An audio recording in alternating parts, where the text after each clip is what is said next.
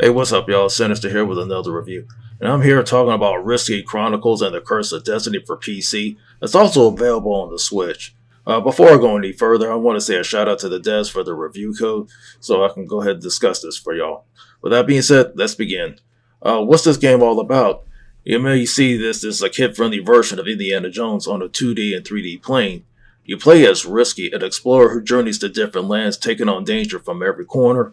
He carries his trusty weapons to eliminate enemies that he comes across with, and the plot is pretty basic, as you can get with no issues.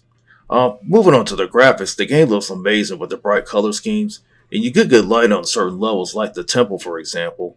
You see the light beaming in the foreground, and that's for the different levels. They're nicely designed, with different locations like the temples, pyramids, underwater, and more.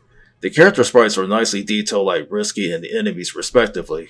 Another cool aspect is the 3D level where Risky's in the background going towards the horizon on his motorcycle. As for presentation, and it's good here as well, like Risky's home, you can choose different levels after unlocking them. And another is from the main menu, you can see the adventure font that is used like in the Indiana Jones movies and games. The animation runs smoothly and the frame rate flows greatly at 60 frames per second. The music is cool here, it has that 90s vibe like for an adventure game that you can jam to.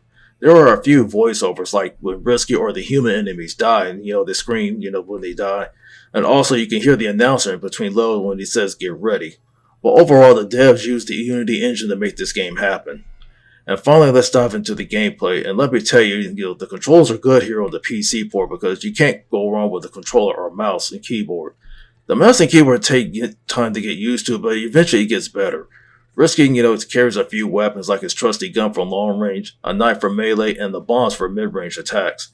But keep in mind your ammo is very limited, so you gotta use it wisely, but good thing there are ammo crates laying around. And also there are hazards everywhere, so tread carefully because the traps and enemies will get you quickly. Since this game took inspiration from the 90s platformers, it does get challenging and it's easy to get killed. Where I had issue is during my gameplay is like, Risky has a big hitbox. If you're not careful, it leads to a quick losing your lives and a game over. And another problem I have is Risky moves slowly, when it comes to evading enemies or traps.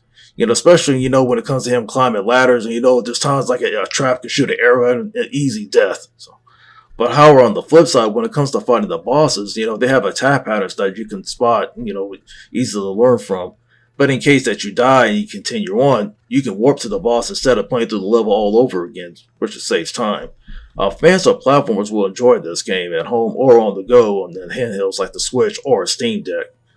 But what grade do I give this game? I give it a B+. And I hope you enjoyed this video. Drop a like and subscribe to the channel. This is Sinister. Be easy.